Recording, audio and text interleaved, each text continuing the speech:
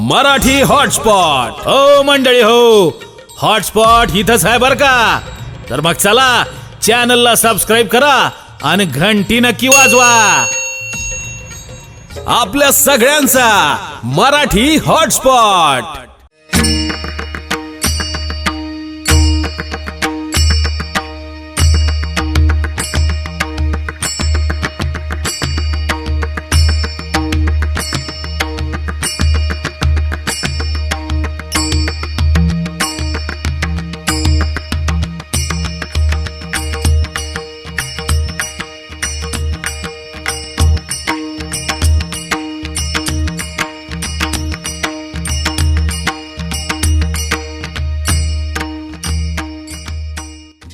पुढच्या दोघी तिघी जणी उभी राहा दिदी उभी राहा ग. तू जागेवर उभे राहा, जागेवर पटकन. तुम्ही तिघ जण उभे राहा रे पोरांनो. उभे राहा पटकन उभे राहायचं. स्टेजवर या, इकडे इकडे पुढे पुढे पुढे या. वरती या वरती या दिदी वरती पटकन पटकन वरती या. ते दिसले पाहिजे त्यांना. लवकर ये, उशीर नका करू. वरती या. बस बस बस चला या इकडे पुढे या ना. बस बस या इकडे दिदी ये इकडं. बस इथं उभी राहा, इथं उभी राहा.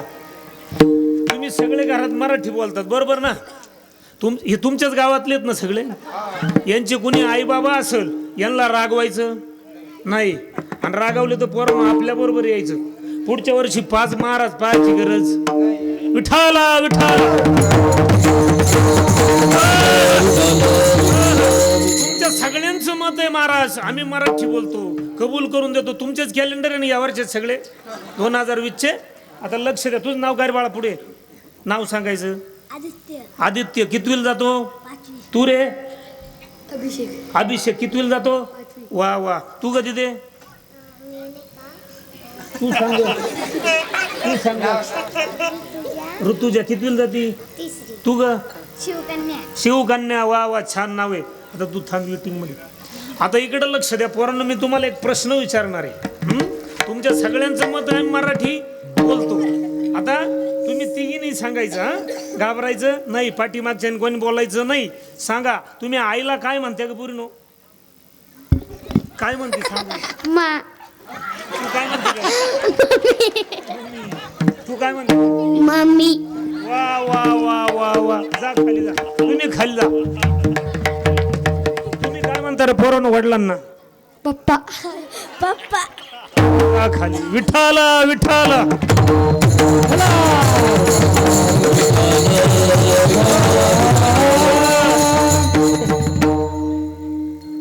आम्हाला वाटलं आम्हीच लबाड बोलतो, पण तुम्ही आमच्या डबल आहे काय?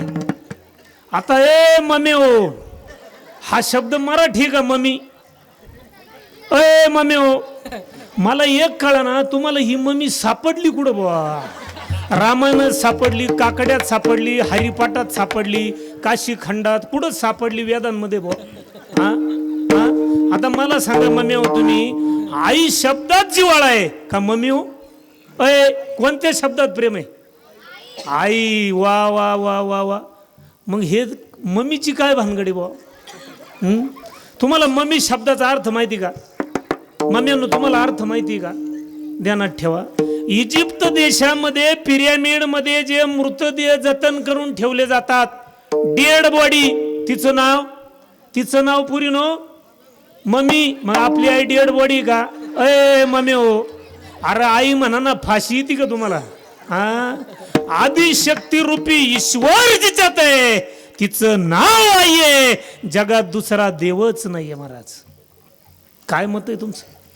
आता राहिला पप्पा, यांचंही सांगायला पाहिजे ना काही.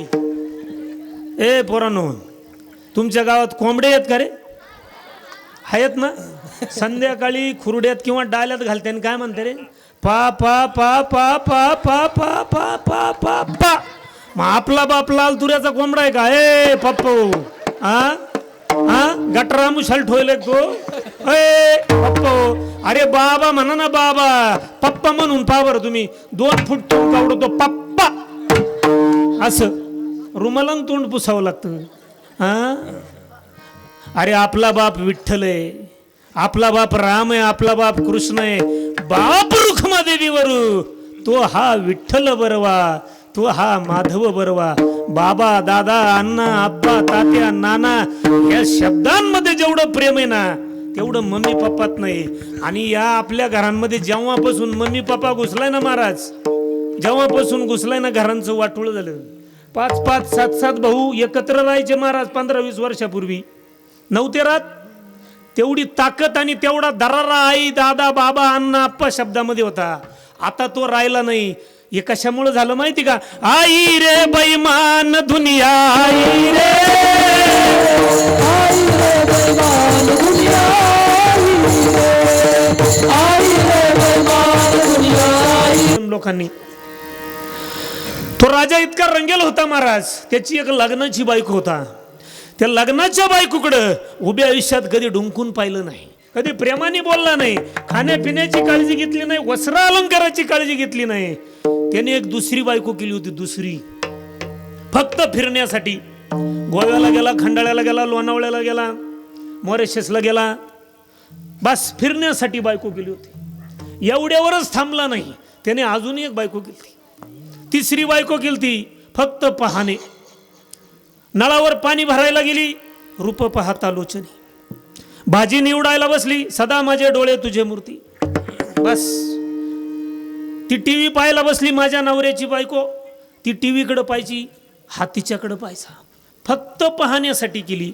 उभ्या आयुष्यामध्ये या राजाने कधी दान केलं नाही, कधी धर्म केला नाही, कधी नामस्मरण केलं नाही, कधी वारकऱ्याची सेवा केली नाही, कधी संताची सेवा केली नाही, कधी देणगी दिली नाही महाराज. परंतु 2 बायांच्या नादी लागून निम्म्याला वर प्रॉपर्टी त्यांनी संपवली महाराज. परंतु अति उन्मत्तपणा हा लय दिवस चालत. दिवस बदलतात महाराज. विमानाने फिरणारा माणूस, सकाळी विमानाचं तिकीट काढणारा माणूस संध्याकाळी 10 रुपये देऊन काळी पिवळीला हात करू शकतो. आणि संध्याकाळी भाड्याला महाग असणारा माणूस उठल्याबरोबर विमानाचं तिकीट काढू शकतो. दिवस बदलतात, फक्त नीतीनं वागलं पाहिजे. असा हा रंगेल राजा एक दिवस आजारी पडला माय बापा. त्याला औरंगाबादला मोठ्या हॉस्पिटलमध्ये नेलं. 4-5 लाख रुपये खर्च केल्या. तिथल्या डॉक्टरनी मुंबईच्या डॉक्टरची चिठ्ठी दिली, आमच्याकडे इलाज होणार नाही त्याला. मुंबईच्या डॉक्टरांकडे तज्ज्ञ डॉक्टरांचं पथक आलं, 10-20 लाख रुपये खर्च केला. तिथल्या डॉक्टरांनी सांगितलं आम्हाला 50 लाख रुपये, कोटी रुपये जरी दिला, याचा बॅलन्स संपलाय म्हणे. याचं व्हाउचर आमच्याकडे बॅलन्स नाही, याला घरला घेऊन जावा, 4-2 दिवसात याला मिस कॉल येईल म्हणे. घरी गावाकडे आणला. परंतु उभ्या आयुष्यामध्ये जे राजांनी कर्म केलं होतं त्याच्या डोक्यात तीच तंद्री. जाग्यावर पडल्या पडल्या मनामध्ये विचार आला, अरे आपण गेल्यानंतर जी फिरण्यासाठी आपण 2 नंबरची बायको केली ती अतिशय सुंदर आहे म्हणे. काय विचार आला? अतिशय सुंदर आहे, आपण गेल्यानंतर हिचं कसं होईल. म्हणून तिला जवळ बोलवलं आणि सांगितलं, आरचे, ए आरचे, माझी शेवटची इच्छा आहे आरचे, मी जाताना तू माझ्या बरोबर यावं. काय म्हणतोय? जागे आहे ना तुम्ही? काय म्हणतोय? मी जाताना तू माझ्या बरोबर यावं, ही माझी शेवटची इच्छा आहे. आता ती माग लागूनच येईल होती. तिनं सांगितलं, ए पा राजे सरकार, मी तुमच्या बरोबर आले असते, तुम्ही असे आहात, मला काही बी कमी पडू दिलं नाही, मम्मी पप्पाची आठवण येऊ दिली नाही, गन, लिपस्टिक, पावडर, रेक्सोमा, हमोमा, फेअर अँड लवली सगळं काही दिलं, कसली आठवण येऊ दिली नाही. माझ्या वजनापेक्षा जास्त सोनं तुम्ही माझ्या अंगावर टाकलं. मी तुमच्यावर नाराज नाही, मी तुमच्याबरोबर येऊ शकत नाही, कारण आपले लेकरं लहान आहे. तुम्ही निवांत जा, पुढच्या वर्षी गावच्या सप्त्यात 1 दिवसाची पंगत मी तुमच्या नावानं देईन, तुम्ही निवांत जा. काय वाटलं असेल हो त्या राजाला? काय वाटलं असेल महाराज?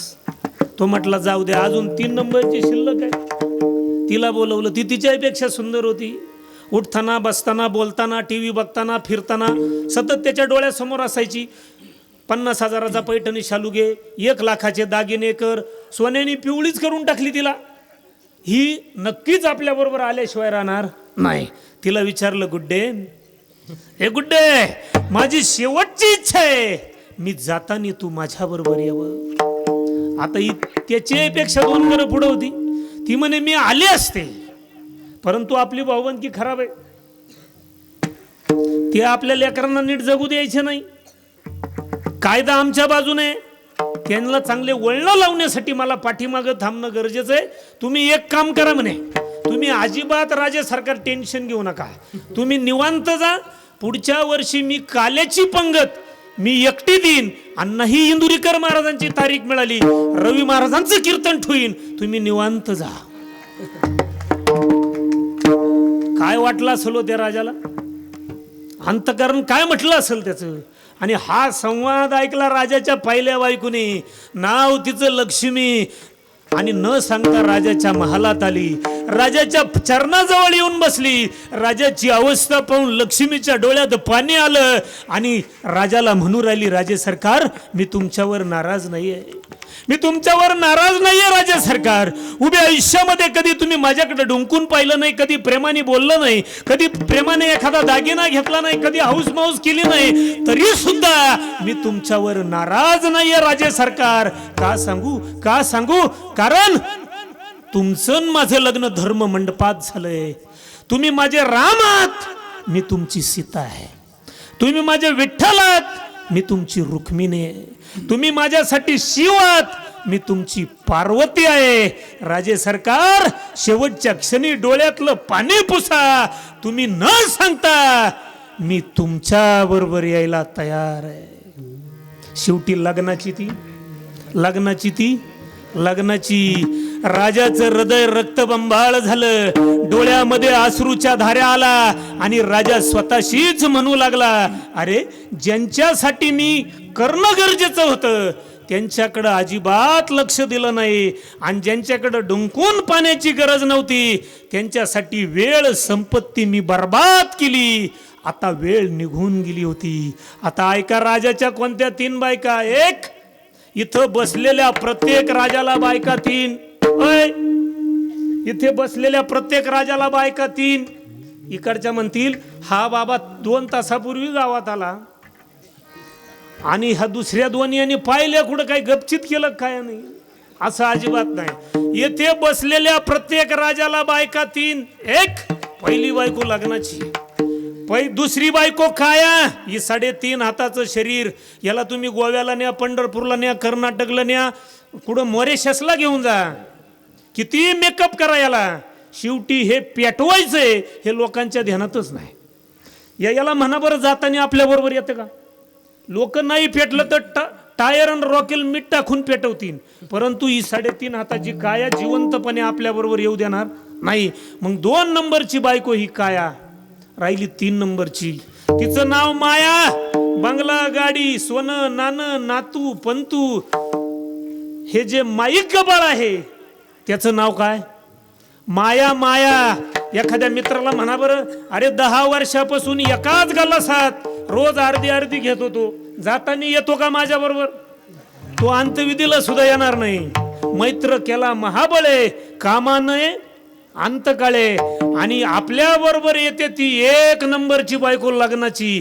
त्या बायकोचं नाव आहे भक्ती. मग उभ्या आयुष्यामध्ये जो काही दान धर्म केला, जे काही नामस्मरण केलं, जे काही वारकऱ्याची संताची सेवा केली, ही सेवा शेवटच्या क्षणी आपल्याला सोडवत असते अभंगाच्या 2ऱ्या चरणात.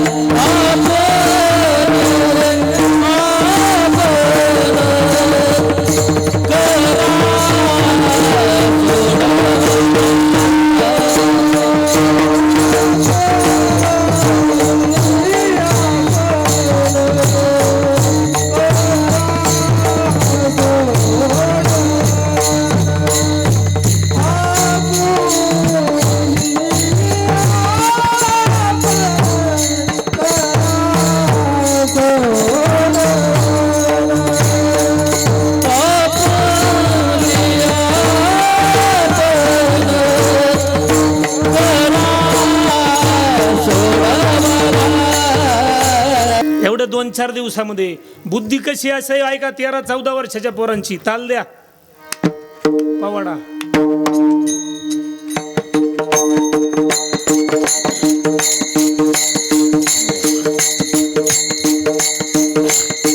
मोबाईल मध्ये घेऊन जावा, आपल्या डोक्यामध्ये ठेवून जावा.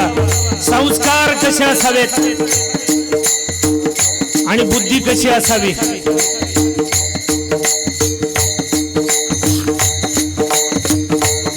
या राष्ट्रामध्ये 2 अशा माता झाल्या. त्या माता जर या राष्ट्रामध्ये जन्माला आल्या नसत्या तर आज आपण या कीर्तन मंडपामध्ये मोठ्या आनंदाने दिमखाने बसलो आहोत. कदाचित आपण बसलो नसतो. पहिल्या मातेचं नाव आहे जिजाऊबाई साहेब. एक दिवस जिजाऊबाई साहेब आई जगदंबेची पूजा अर्चा करून सदरेवर आल्या. ऐका माझ्या माय पित्या अंतकरणाचे कान देऊन ऐका. काल परवा हिंगणघाट प्रकरण घडलं. मागच्या महिन्यामध्ये हैदराबादचं कांड घडलं आणि गेल्या 1.5 वर्षापूर्वी कोपर्डीचं प्रकरण घडलं. शासनाला मी माझ्या झे टोकेच्या गजर कीर्तनातून आव्हान दिलं 1 वर्षापूर्वी. गल्ली ते दिल्ली शासन तुमचं आहे. आई तुळजाभवानीचं नाव घेऊन तुम्ही सत्तेत आलात. राजे शिवाजीचं नाव घेऊन तुम्ही सत्तेत आलात. तुम्ही कायद्यात नक्की बदल करा. कसा करा ऐका. मोबाईल मध्ये घेऊन जावा, आपल्या अंतकरणात ठेवून जावा. जिजाऊबाई साहेब आई जगदंबेची पूजा अर्चा करून सदरेवर आल्या. गावचा एक फटक्या धुतल्यातला गरीब शेतकरी धापा टाकत जिजाऊ आई साहेबांकडे आला. आई साहेबांना नमस्कार केला. धापा टाकत आला. प्रचंड घामाच्या धारा शरीरातून वाहत आहेत. संताप आहे. आई साहेबांना सांगतोय आई साहेब, आई साहेब, आई साहेब मला जगायचं नाही. आई साहेब मला जगायचं नाही. दादा काय झालं? नाही आई साहेब मला जगायचं नाही. आई साहेब मला जगायचं नाही. मी जगू तर का जगू आई साहेब? कोणासाठी जगू? मला जगायचं नाही आई साहेब, मला जगायचं नाही. दादा शांत व्हा. या स्त्रींच्या राज्यामध्ये दादा तुम्हाला नक्कीच न्याय मिळेल. काय झालं ते सांगा. तुमच्या हातातली मॅन केलेली तलवार बाप्पाच्या आत्ता बाहेर काढा. माझा शिरच्छेद करा. मला हाताच्या पायद्या सोळावर द्या. आई साहेब मला जगायचं नाही. आई साहेबांनी शांत केलं आणि विचारलं. त्या गरीब शेतकऱ्यांनी सांगितलं आई साहेब दुष्काळ पडला. दुष्काळ आई साहेब माझी एकुलती एक कन्या त्याला हाताच्या फोडाप्रमाणे आई साहेब तिला जपलं. दुष्काळ पडला म्हणून माझी फुलासारखी कोमळ कली पाणी आणण्यासाठी गावच्या पाणवठ्यावर गेली आई साहेब. गावच्या बाबाजी भिगाजी पाटील गुजराची दृष्टी त्या माझ्या लाडक्या लेकीवर गेली आई साहेब. लाडक्या लेकीवर गेली. त्याने तिला उचलून नेले. आनंदवीत अत्याचार केले आई साहेब. आनंदवीत अत्याचार केले आई साहेब. गरीबाला इज्जत ही अतिशय प्रिय असते. माझ्या मुलीबरोबर लग्न कोण करणार आई साहेब? सांगा आई साहेब मी का जगू? कशासाठी जगू आई साहेब? आणि मरू तर का मरू आई साहेब? का मरू? हे वाक्य जेव्हा आई साहेबांच्या कानी पडलं माय बाप तळपायाची आग आई साहेबांच्या मस्तकाल गेले. हाताच्या मुठ्ठी आवळल्या गेल्या. डोळ्यामध्ये लाल डोळे उंदळले आणि क्षणात सैनिकांना सांगितलं आताच्या आता त्या गुजर पाटलाला सकल दंडाने बांधून सदरेवर हजर करा. सैनिकांनी आज्ञेचं पालन केलं. गुजर पाटलाला सकल दंडाने बांधून सदरेवर हजर करण्यात आलं. हा म्हणता वाऱ्यासारखी पंचकृषीमध्ये ती बलात्काराची घटना पसरली. आसपासचे लोक त्या सदरेवर गोळा झाले. बलात्कारासारख्या घटनेचा आई साहेब काय निर्णय देतात? श्रींचं राज्य होतं. आई जगदंबेच्या कृपा आशीर्वादाने हे राज्य चाललं होतं. तुळजाभवानीच्या कृपा आशीर्वादाने आई साहेब काय निकाल देतात? पंचकृषीतले लोक त्या सदरेवर जमा झाले. प्रचंड प्रचंड गर्दी. एका बाजूला 14 वर्षाचे बाळराजे बसलेत, एका बाजूला जिजाऊ मासाहेब. संपूर्ण दरबार शांत. आणि आई साहेबांनी सांगितलं, दादा तुम्हाला नक्कीच न्याय मिळेल आणि या खटल्याचा निकाल बाळराजे देतील. हे असं जेव्हा आई साहेबांनी म्हटलं, मोठाले सरदार पंच लोक आपापसात कुजबुजायला लागली. अरे हे 14 वर्षाचं पोरग, याच्या होटावर अजून मिसुरडं सुद्धा फुटलं नाही आणि बलात्कारासारख्या घटनेचा काय निकाल देणार. माय बापा हो, शुद्ध बिजापोटी फळे रसाळ गोमटी, मुखी अमृताची वाणी, देह देवाचे कारणी. शिवाई देवीच्या कृपा प्रसादाने हा जन्माला आलेला शिवपुरुष आई जगदंबेची मनोमन प्रार्थना केली, जन्मदातीला नमन केलं. गुजर पाटलाक एका वक्र दृष्टीनं पाहिलं. काही क्षणात बाळराजांनी निकाल द्यायला सुरुवात केली. बाळराजांनी सांगितलं, या गुजर पाटलाचे सर्वप्रथम 2 पाय तोडा, त्याचे त्यानंतर 2 हात तोडा, गुजर पाटलाचा चौरंग बनवा, चौरंग, आणि गावच्या विशीवर नेऊन याला ठेवा. अंमलबजावणी झाली, न्याय मिळाला होता. लोकांनी फटाके वाजवले होते. आई जगदंबेचा कृपाशीर्वाद मिळाला होता. पहिल्यांदा बलात्काराला शासन देणारा पहिला राजा या भारतात, या महाराष्ट्राच्या मातीत जन्माला आला. एकच राजा, एकच राजा, इथे जन्माला शिवनेरी किल्ल्यावर. एकच राजा, इथे जन्माला शिवनेरी किल्ल्यावर.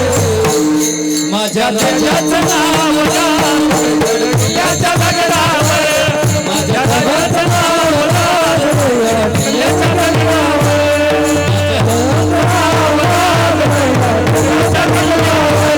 छत्रपती शिवाजी निर्माण केले तलवारीच्या धारीवर. जय भवानी.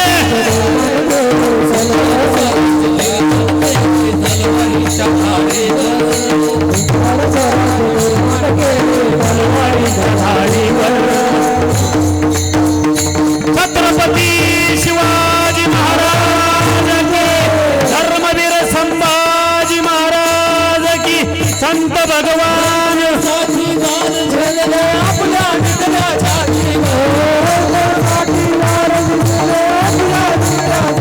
जय जय जय जय जय भवानी.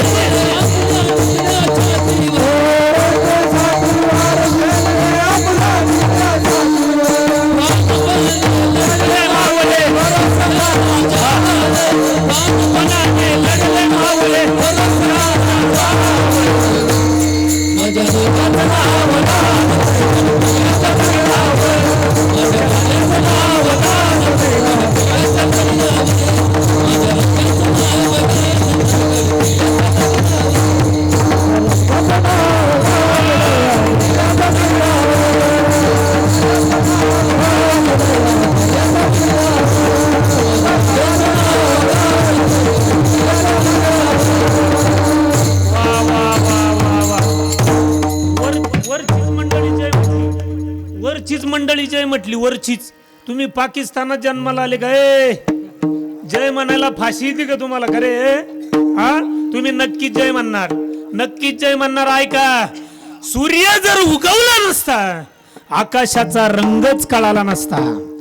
सूर्य जर उगवला नसता, आकाशाचा रंगच कळाला नसता, राजा शिवाजी आणि संत भगवान बाबा जन्माला आले नसते, हिंदू धर्माचा अर्थच कळाला नसता, हिंदू धर्माचा अर्थच कळाला नसता.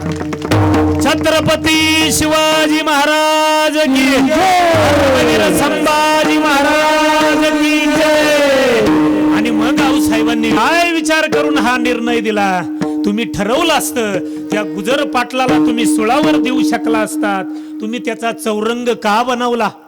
त्यावेळेस बाळराजांनी उत्तर दिलं, आई साहेब, मी याचा चौरंग यासाठी बनवला, त्याला मी सुळावर दिलं असतं तो कायमचा मेला असता. तो ह्या चौरंगी शरीराकडे पाहून आपण काय पाप केलंय तो रोज मरावा म्हणून मी त्याचा चौरंग केलाय. आणि अजून दुसरं, आई साहेब, ह्या स्त्रींच्या राज्यामध्ये असा वाईट विचार माझ्या माता भगिनीविषयी कोणाच्या मनात जर आला, त्यांच्या सावलीक त्यांच्याकडेच काय, परंतु माझ्या माय भगिनीच्या सावलीकडे पाण्याची सुद्धा हिम्मत होणार नाही. म्हणून मी गुजर पाटलाचा चौरंग बनवला. म्हणून हा आवाज जर शासनाच्या कानापर्यंत माझ्या माय भगिनीचा जात असेल, माझ्या कोपर्डीच्या ताईचा जात असेल, माझ्या हैदराबादच्या ताईचा जात असेल, माझ्या हिंगणघाटात प्रकरण झालं ताईचा जर जात असेल, तुम्ही बहुमतात आहात, कायदा बदला आणि असे गुजर पाटला सारखे चौरंग 15 दिवसात प्रत्येक तालुक्यात बनवा. हे श्रींचं राज्य आहे. चंद्र सूर्य असेपर्यंत तुमची कीर्ती राहील. छत्रपती शिवाजी महाराज की. विठाला विठाला.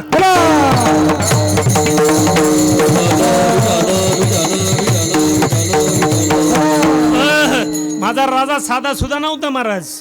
18 पगाड जातीचा राजा होता. 18 पगाड. औरंगजेब येडा होऊन या औरंगाबाद मध्ये मेला. मरण्याच्या अगोदर औरंगजेबाला कळलं राजे शिवाजी गेले. उभ्या आयुष्यामध्ये औरंगजेब कधी अंबारीच्या खाली उतरला नाही. खाली चटई आथरली. ज्याने निरोप सांगितला त्याला वाटलं बक्षीस मिळेल. राजा शिवाजी गेला. चटई आथरली आणि खुदाला, अल्लाला प्रार्थना केली, हे अल्लाह, हे खुदा, हे पर्वतीगार, या राजा शिवाजीला तुझ्या जवळ बसव का? कारण लाखांचा पोशिंदा होता, आई बहिणींचा भाऊ होता. असा राजा मी मोगल सल्तनतच्या इतिहासामध्ये माझ्या डोळ्याने कधी पाहिला नाही. म्हणून ए खुदा, त्याला तुझ्या जवळ घ्या. हे औरंगजेबाची बखर तुम्ही वाचा. औरंगजेबाने कौतिक करावं असा राजा आपल्या खऱ्या अर्थाने वंशात होऊन गेला. त्या राजाचे आपण वंशज आहोत. त्या ज्ञानोबा तुकोबाच्या भूमीत तुम्ही आम्ही जन्माला आलेलो आहोत. म्हणून एकदा प्रेमाने भजन करा. विठोबार खुमाई.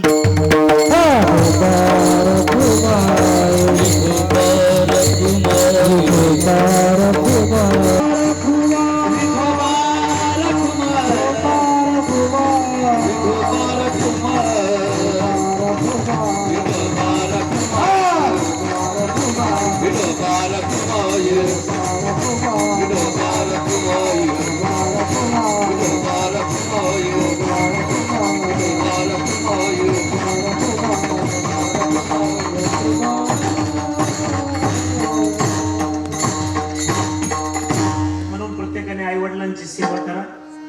आपल्या आचरणाने आईवडिलांच्या डोळ्यात पाणी येऊ देऊ नका. आपल्या लेकरांना चांगले संस्कार करा. कोणत्याही देवाचं. मराठी हॉटस्पॉट. हो मंडळी हो, हॉटस्पॉट इथंच आहे बर का. तर मग चला चॅनलला सबस्क्राईब करा आणि घंटी नक्की वाजवा. आपल्या सगळ्यांचा मराठी हॉटस्पॉट.